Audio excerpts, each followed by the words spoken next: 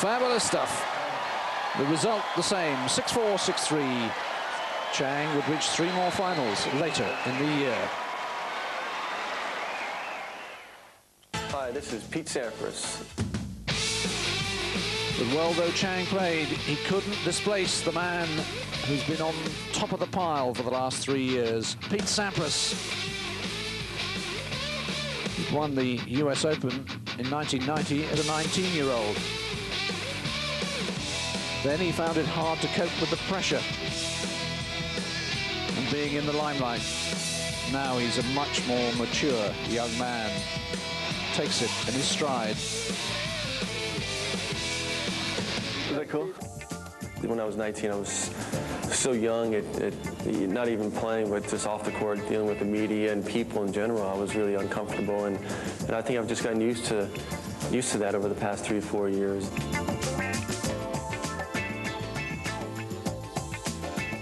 Well, there was a surprising defeat for Sampras early on in the Australian Open.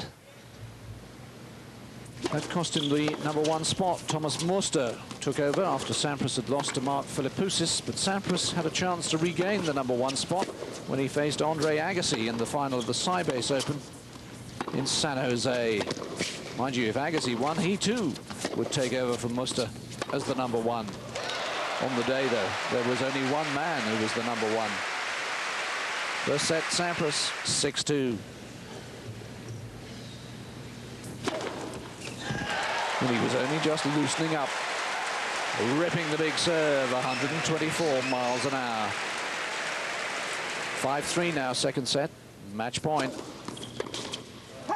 Sampras back where many believe he belongs, as the #1 ranked player in the world. 6-2, 6-3. He'd beaten his great rival of 95.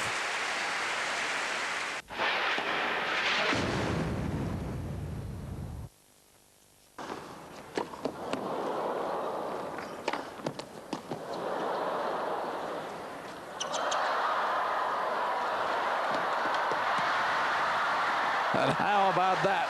Surely a candidate for point of the year. In the end, though, Sampras, smiling or not, well, he was certainly smiling when it was all over. 6-4, 7-5. Now he was ready for the clay court season. I'm taking the next 3 weeks off to really get in good shape for the clay court season, and obviously the French Open is in the back of my mind, and I'm going to take a little time off, enjoy these victories, and get back to work. Sadly, though, there was no time for Pete to enjoy those victories because his coach and his great friend Tim Gullickson was to die in May. That wrecked his clay court preparations. He did well to reach the semi-finals of the French, but was disappointed to lose to Krajicek in the quarterfinals of Wimbledon. So it was on to the hard court season. Injury ruled him out of the Olympics, but come Indianapolis, Sampras back to form, back to fitness, playing Ivanisevic in the final. He did get a little lucky on match point, but he deserved his victory. 7-5, 7-6.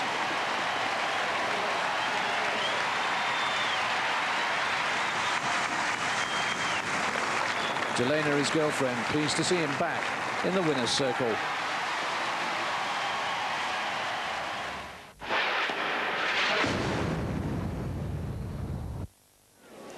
Sampras, though, judges his years by his record in the Grand Slams. A third-round loss in Australia, semi-final in the French, quarter-final in Wimbledon.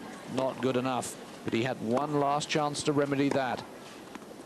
It came in the final of the US Open. Sampras was ready. He creamed Michael Chang in the first set, 6-1. Won the second, 6-4. The third went to a tiebreak.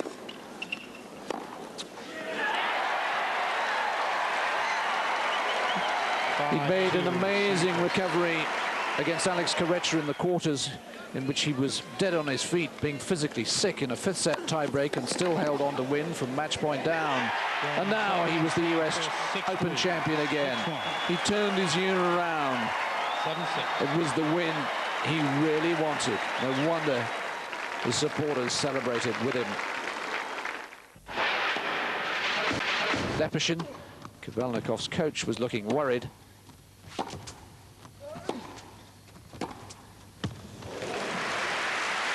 6-2 the first set to Enquist.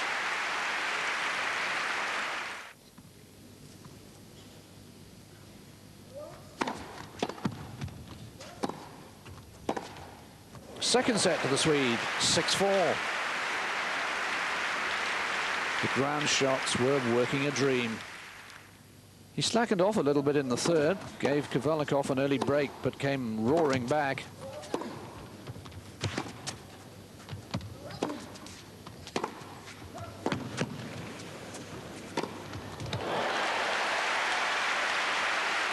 Kafelnikov had no answer.